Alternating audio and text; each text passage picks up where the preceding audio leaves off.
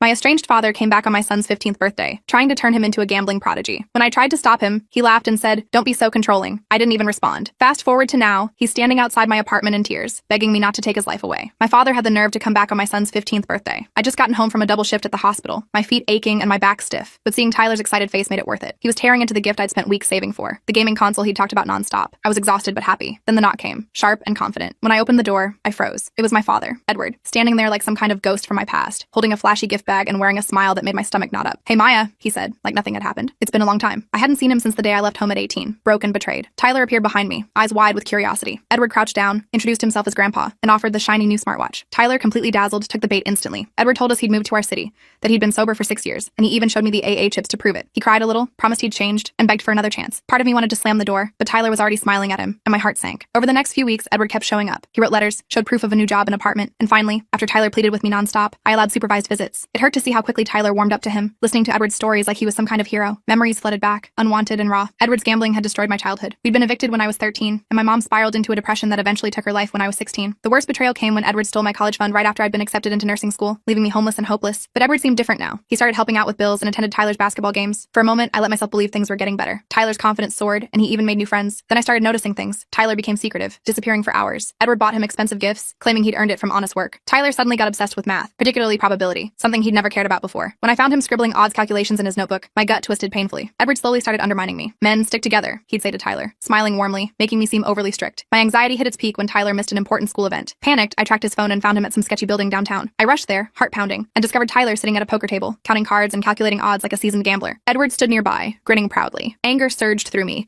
realizing he'd groomed my son into a gambling prodigy, feeding him lies about easy money and college dreams. I confronted Edward immediately. His gentle facade vanished, replaced by a cold sneer. "Tyler's my investment," he hissed. He accused me of jealousy and threatened to turn Tyler against me. Desperate and furious, I began digging into Edward's activities. My blood ran cold when I discovered he'd opened a credit card in Tyler's name, already maxed out and piling up debt that could ruin Tyler's future. I called the credit card company immediately. They confirmed the card had been opened with Tyler's social security number, but the contact information was an email I didn't recognize and a phone number that wasn't ours. When I explained that Tyler was a minor and couldn't legally enter into a credit agreement, they started the fraud investigation process. While on hold with the fraud department, I noticed a text come through on my phone from Tyler. "Going to hang with Grandpa after school. Don't wait up." I texted back immediately. "No, come straight home. We need to talk." His response came quickly. "Already told him yes. Don't be so controlling. Don't be so controlling." Those weren't Tyler's words. That was Edward talking through him. I felt sick. When the fraud representative came back on the line, I explained the situation, that my estranged father had likely opened the card using my son's information. They advised me to file a police report, which would help remove the fraudulent account from Tyler's credit history. I spent the rest of the day gathering evidence. I printed out the credit report, took photos of the gambling notebook, and made copies of Edward's letters. I even found an old photo album with newspaper clippings about my mother's suicide,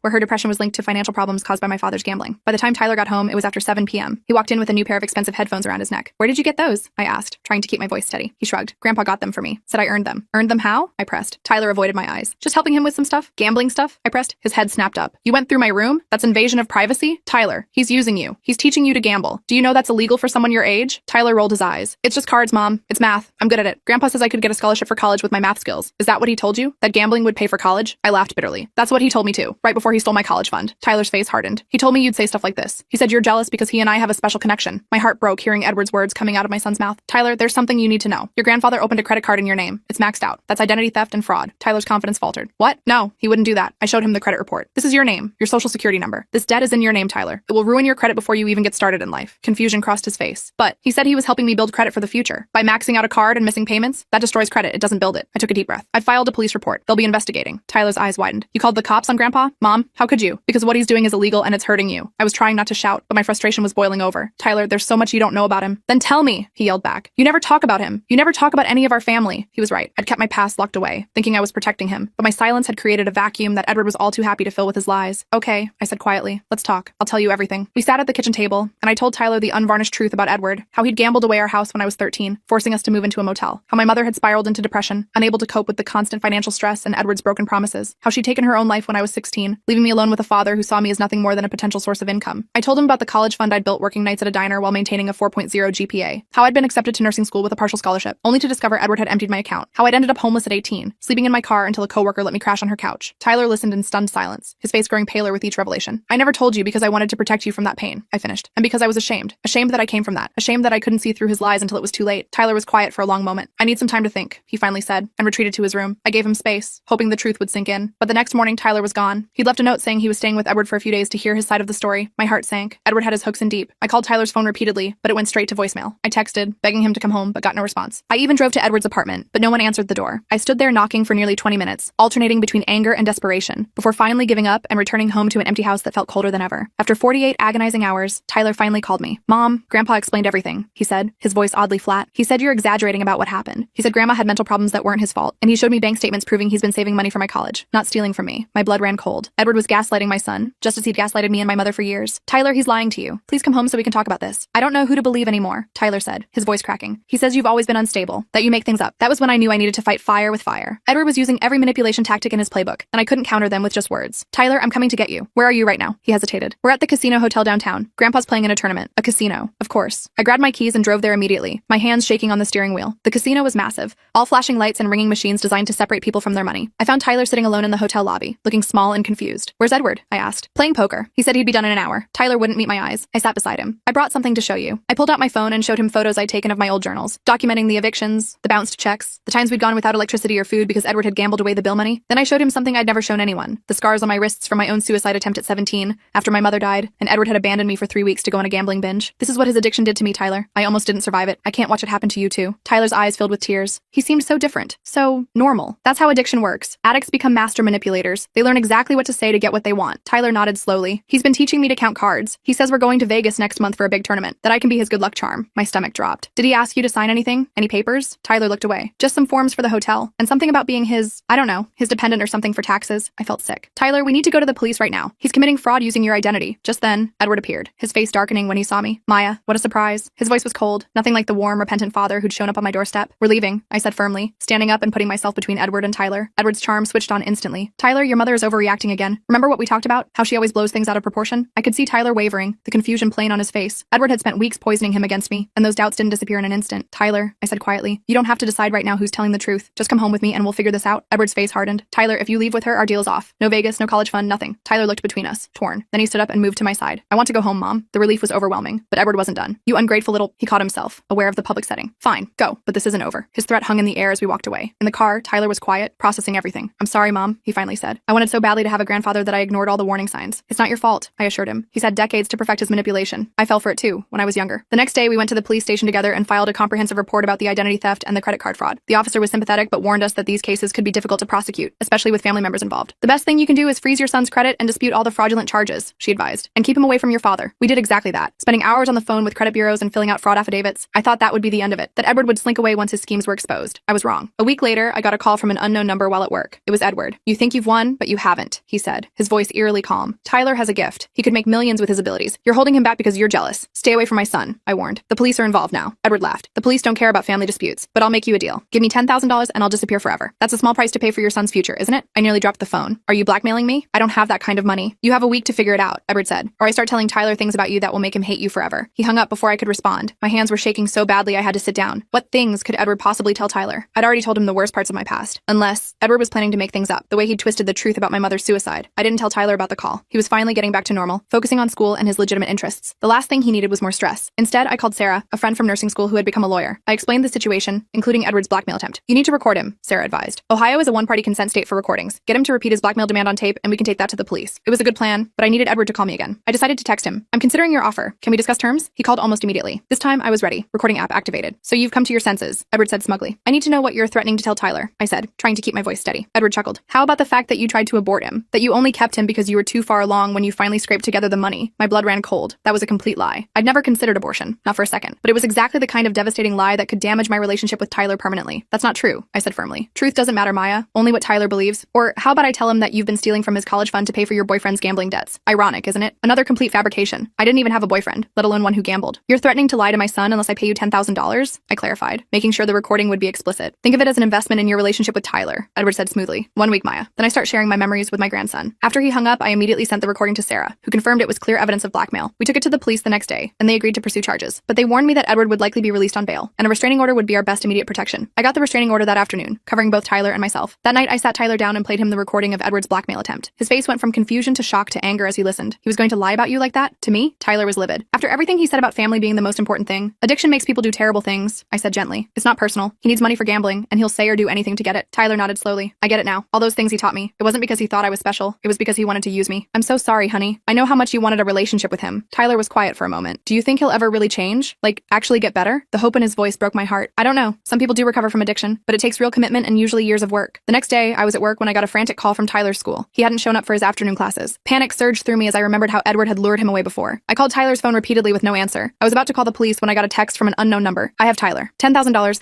or you'll never see him again. My blood ran cold. I called the police immediately, showing them the text when they arrived. They took it seriously, especially given the existing blackmail case and restraining order. They started tracking Tyler's phone and the unknown number that had texted me. While waiting for updates, I got another text from the unknown number. Meet at the old factory on Elm Street. Come alone. Bring cash. I showed this to the detective, who shook his head. We'll handle this. Do not go there yourself. But as the hours ticked by with no sign of Tyler, my panic grew. The police were being methodical, getting warrants for phone records and surveillance footage. I couldn't wait. I knew Edward. He was impulsive and dangerous when cornered. I told the police I was going home to rest, but instead, I drove toward the abandoned factory. It was a stupid, reckless decision, but I couldn't sit by while my son was in danger. I parked a block away and approached cautiously, my heart pounding. The factory was dilapidated, windows broken and walls covered in graffiti. I slipped inside through a side door, the rusty hinges creaking ominously. The interior was vast and shadowy, old machinery looming like silent monsters in the dim light filtering through dirty windows. Edward? I called out, my voice echoing. I'm here. Let Tyler go. No response. I moved deeper into the factory, every sense on high alert. Then I heard voices coming from a room to my left. I crept closer, trying to make out the words. She's not coming, is she? That was Tyler's voice, tense but not frightened. She'll come. Edward sounded confident. Your mother always did have a hero complex. I peered through a crack in the door and saw Tyler sitting at a table, hands free, no visible injuries. Edward was pacing nearby, checking his phone repeatedly. Relief flooded through me. Tyler wasn't tied up or hurt, but something seemed off about the whole scene. I pushed the door open. Let him go, Edward. They both turned to me, startled. Edward recovered first, a slow smile spreading across his face. Maya, right on time. Tyler jumped up. Mom, I told you not to come. It's a trap. Before I could process what was happening, two men emerged from the shadows behind me. I recognized one of them from the poker game where I'd found Tyler. The other was a stranger, but the gun in his hand made his role clear enough. Where's the money? The armed man demanded, his voice gruff and impatient. I don't have it, I admitted, trying to keep my voice steady despite the terror coursing through me. The police are on their way. They know I'm here. Edward's smile faltered. You called the cops? After I specifically said to come alone? I didn't. I lied, maintaining eye contact. But they're tracking Tyler's phone. They'll be here any minute. I prayed they would be. The detective had warned me not to come, but surely they were following the same lead I had. The armed man looked nervously at Edward. You said this would be simple. I'm not getting involved in a kidnapping with cops on the way. She's bluffing, Edward insisted,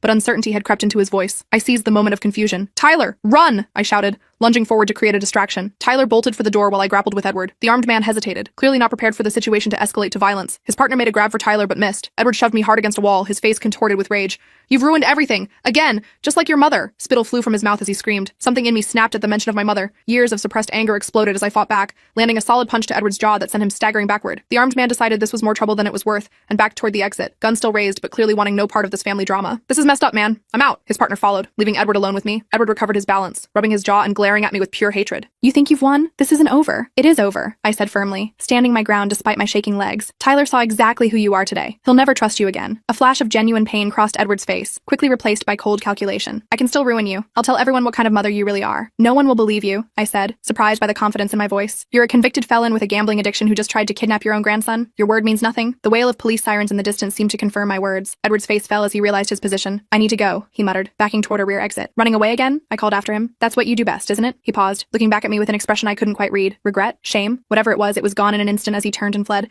disappearing into the shadows of the factory. I rushed outside to find Tyler safe, talking to police officers who had just arrived. He ran to me, throwing his arms around me in a fierce hug that nearly knocked me off my feet. Mom, I was so scared you'd get hurt. I held him tight, relief washing over me in dizzying waves. I'm okay. We're both okay. The police quickly organized a search for Edward and his accomplices, taking our statements and assuring us they would find him. Tyler explained that Edward had approached him after school, claiming there was a family emergency. Once they were alone, Edward had revealed his true plan, to use Tyler to pressure me for money. But I texted you a warning from the bathroom, Tyler said, wiping tears from his face. Did you get it? I checked my phone and found a message I'd missed in my panic. Mom, don't believe anything Grandpa says. He's planning something bad. I'm at the old factory on Elm. My clever, brave son had managed to warn me even while being coerced. Pride swelled in my chest, momentarily overwhelming the lingering fear and adrenaline. I'm so sorry I ever doubted you about him, Tyler said, his voice small. You were right all along. I hugged him again. You have nothing to apologize for. Edward is an expert manipulator. He fooled me for years when I was growing up. The police drove us home, promising to post an officer outside our house until Edward was apprehended. As we settled in for the night, exhausted but safe, Tyler asked a question that caught me off guard. Mom, do you think I'll end up like him? Like, is gambling addiction genetic or something? His eyes were wide with worry, searching my face for reassurance. I sat beside him on his bed. Addiction can run in families, but it's not a guarantee. And now that you know the risk, you can be careful. Plus, you have something I never had. What's that? A parent who understands the danger and will help you avoid it. I squeezed his hand, trying to convey all my love and confidence in him. Tyler nodded thoughtfully. I deleted all those gambling apps he made me download, and I threw away the notebook with all the card counting stuff. That's a great start, I said, smiling. And I promise to be more open with you about our family history from now on. No more secrets. The next morning, we got the news. Police had arrested Edward at a bus station trying to leave town. The charges were serious: attempted extortion, identity theft, fraud. and violating a restraining order. With his prior convictions, he was facing significant prison time. The detective who called suggested we might need to testify at the trial, but assured us it would likely be months away. For now, we could focus on healing, and that's what we did. Tyler started seeing a therapist to process everything that had happened. I joined a support group for families affected by gambling addiction, something I should have done years ago. Together, we began rebuilding the trust that Edward had tried so hard to destroy. 2 weeks after Edward's arrest,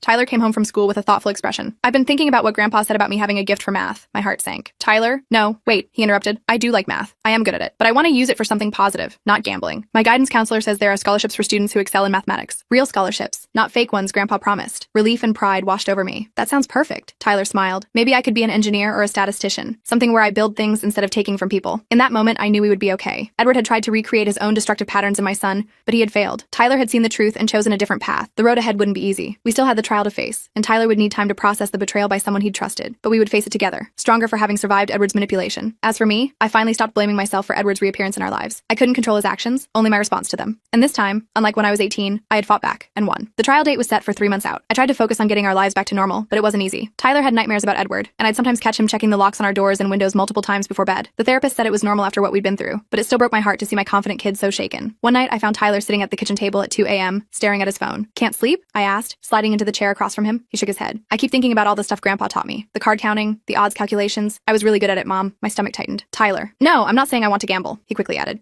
I don't know. It feels weird to be good at something that's so messed up." I reached across the table and took his hand. "Being good at math isn't messed up. It's how you use it that matters." He nodded slowly. "I guess. You know," I said, "there are lots of legit careers that use those same skills. Financial analysts, actuaries, statisticians, they all work with probabilities and risk assessment." Tyler's eyes lit up a little. "Really?" "Absolutely. Your guidance counselor could tell you more about it." That conversation was a turning point. Tyler started researching careers in mathematics and statistics. He even joined the math club at school, channeling his talents in a positive direction. It was like watching a weight lift off his shoulders as he realized he could embrace his abilities without following Edward's destructive path. Meanwhile, I was dealing with the aftermath of Edward's fraud. The credit card company eventually removed the fraudulent charges from Tyler's credit report, but it took dozens of phone calls and a stack of paperwork. I also had to contact every place where Edward might have used Tyler's information: loan companies, online gambling sites, even cell phone providers. During one of these calls, I discovered something that made my blood boil. Edward had taken out a $5,000 personal loan in Tyler's name just 2 days before his extortion attempt. The money had been withdrawn in cash immediately. When I told the detective handling our case, she added it to the growing list of charges against Edward. He was planning to run, she explained. The extortion was his backup plan when the loan money wasn't enough. The knowledge that Edward had been plotting his escape while pretending to reconnect with Tyler made me physically ill. I spent that night crying in my bathroom, trying not to let Tyler hear me. The betrayal felt so deep, so calculated, that it reopened all my childhood wounds. The next morning, I called in sick to work again and drove to the county jail where Edward was being held. I didn't tell Tyler where I was going, just that I had some errands to run. I wasn't even sure why I was going. Maybe I needed closure, or maybe I just wanted to look him in the eye one last time. The jail was cold and sterile, with fluorescent lights that made everyone look sickly. I waited in a plastic chair for almost an hour before they brought Edward out to the visitation room. He shuffled in wearing an orange jumpsuit, his hands cuffed in front of him. He looked older, smaller somehow, without his charming facade to hide behind. He seemed surprised to see me. "Maya," he said, sitting down across from me at the metal table. "Come to gloat?" I shook my head. "I came to understand." Edward snorted. "Understand what? That I'm a terrible father? I think we established that years ago." "I want to know why," I said, keeping my voice steady. "Why Tyler? You could have scammed anyone. Why did you have to target your own grandson?" Edward's eyes flickered with something. Regret, maybe, or just calculation. It wasn't personal. The kid has a gift. I recognized it because it's the same one I have. Math skills, pattern recognition, quick thinking under pressure, the ability to calculate risk on the fly. He leaned forward. "Do you know how rare that is? Tyler could have made millions." "As what? Your personal card counter?" I couldn't keep the disgust from my voice. "He's 15, Dad. A child." Edward shrugged. "I started younger. That stopped me cold." "What?" "My father took me to my first poker game when I was 12, Edward said, his voice flat. "By 14, I was counting cards at underground games all over the city. By 16, I was making more money than he was." I'd never heard this story before. My grandfather had died before I was born, and Edward rarely talked about him. "Your father taught you to gamble?" Edward's laugh was bitter. "Taught me? He exploited me. I was his golden goose. When I lost, he'd beat me. When I won, he'd take most of the money. Said it was for expenses." I sat back trying to process this. "So you decided to do the same thing to Tyler?" "No." Edward looked genuinely offended. "I was going to split everything with him 50-50. Set up a real college fund, not just talk about it. I was going to teach him how to be smart about it, not end up like me. But you were making him commit crimes," I pointed out. "Teaching him to lie, to manipulate people." Edward waved his hand dismissively. "The casinos are the real criminals. They're designed to suck people dry. So that makes it okay to break the law? To steal Tyler's identity?" He had the decency to look slightly ashamed at that. "The identity thing, that was a mistake. I was in a tight spot. Some guys were after me for money I owed." "The same guys who helped you pressure Tyler?" Edward nodded. "They were going to break my legs if I didn't pay up." I panicked. I shook my head, disgusted. "You haven't changed at all, have you? Still blaming everyone but yourself." "I'm going to prison, Maya," he said quietly. "Probably for a long time. Isn't that enough?" "No," I said, standing up. "It's not enough for what you did to Tyler, or to me, or to Mom." His face hardened at the mention of my mother. "Your mother made her own choices. After you destroyed her life." I was shouting now, not caring who heard. "You gambled away everything we had. You left us homeless.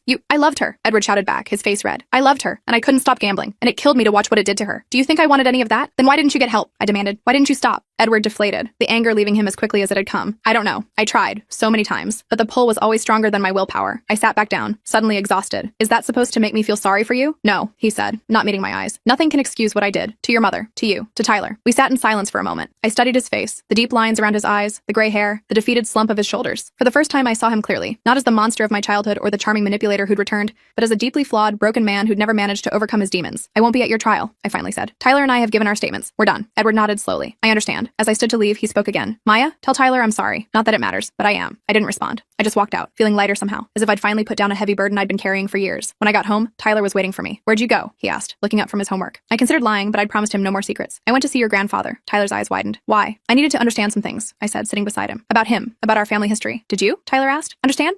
I thought about it. A little. Enough to know that his problems go back a long way, and they were never about you or me. They were always about him. Tyler nodded thoughtfully. My therapist says addiction is a disease, that grandpa probably couldn't help himself. That's partly true, I said carefully. Addiction is powerful, but we all have choices. Your grandfather had chances to get help, and he chose not to. That's on him, not on the addiction. Do you think he'll ever change? Tyler asked, his voice small. I sighed. I don't know. I hope so, for his sake. But we can't wait around for that to happen. We have to live our lives. Tyler was quiet for a moment. I've been thinking about that a lot, about how I want to live my life. And I don't want to be afraid of becoming like him, Tyler said firmly. I want to use what I'm good at for something positive. I smiled, feeling a surge of pride. That sounds like a plan. The weeks leading up to the trial were busy. Tyler threw himself into school and the math club. I picked up extra shifts at the hospital to help pay off the legal fees and credit monitoring services we now needed. We were both exhausted but determined to move forward. Then, 2 weeks before the trial was set to begin, I got a call from the prosecutor. Ms. Johnson, I wanted to let you know that your father has agreed to a plea deal. I sat down surprised. What kind of deal? He's pleading guilty to all charges in exchange for a slightly reduced sentence. 10 years instead of the potential 15 to 20 he was facing. So there won't be a trial? I asked, relief washing over me. No trial. You and Tyler won't need to testify. After I hung up, I sat on my bed for a long time, processing the news. Part of me had been dreading the trial, dreading having to face Edward again and relive everything in a courtroom. Another part had wanted the satisfaction of seeing him convicted by a jury. But mostly, I was relieved that Tyler wouldn't have to go through that ordeal. When I told Tyler about the plea deal, he seemed relieved too. So it's really over? He asked. It's really over, I confirmed. He'll be in prison for at least 10 years. Tyler nodded, his expression unreadable. Can I ask you something, Mom? Anything. Do you think we should visit him? In prison, I mean? The question caught me off guard. Do you want to? Tyler shrugged. I don't know. Maybe someday. Not now. We don't have to decide that today, I said gently. Or ever, really. It's completely up to you. Up to us, Tyler corrected. We're a team, right? I smiled, blinking back unexpected tears. Right, a team. Life gradually returned to something resembling normal. Tyler's nightmares became less frequent. I stopped jumping every time there was an unexpected knock at the door. We developed new routines, new inside jokes, new ways of being together that weren't shadowed by Edward's presence. 6 months after Edward went to prison,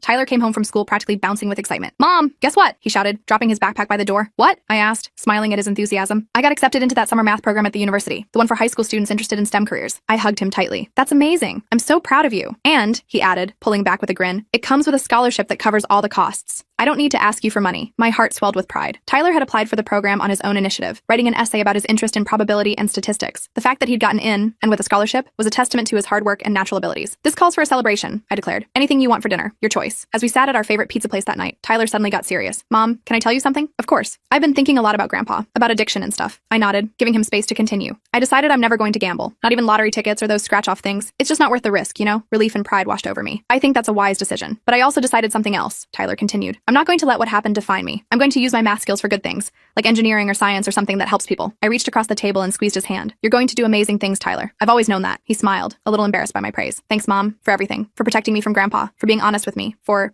not giving up on me when I was being a jerk. I could never give up on you, I said simply. You're the best thing that ever happened to me. Tyler rolled his eyes, but I could tell he was pleased. Okay, enough mushy stuff. Can we get ice cream after this? I laughed. Absolutely. As we finished our pizza, I thought about how far we'd come. Edward's return had nearly destroyed us, but somehow we'd emerged stronger. Tyler was thriving, turning potential trauma into motivation. I was finally confronting my own past instead of running from it. We were healing, together. A year after Edward went to prison, I received a letter from him. I almost threw it away unopened, but curiosity got the better of me. Inside was a short note and a check for $5,000, the exact amount of the fraudulent loan he'd taken out in Tyler's name. The note read, Maya, I know money can't fix what I broke, but this is a start. It's from legitimate savings, not gambling winnings. I've been attending GA meetings in prison, one day at a time, right? I don't expect forgiveness. Just wanted you to know I'm trying. Edward. I stared at the check for a long time. Part of me wanted to rip it up out of principle, but another part recognized that this might be the most genuine attempt at amends Edward had ever made. I decided to deposit the check into a separate account, not to use for ourselves, but to hold in trust for Tyler's future education. If Edward was truly changing, that was good for him. But I wasn't ready to let him back into our lives, and I wasn't sure I ever would be. That night, as Tyler and I watched a movie together, I found myself studying his profile. He looked so grown up now, less like the boy who'd been dazzled by Edward's gifts, and more like the young man who'd seen through the manipulation and chosen a different path. What? He asked, catching me staring. Nothing, I said, smiling. Just thinking about how proud I am of you. Tyler rolled his eyes, but he was smiling too. You say that like every day, Mom, because it's true every day. He bumped my shoulder with his. I'm proud of you too,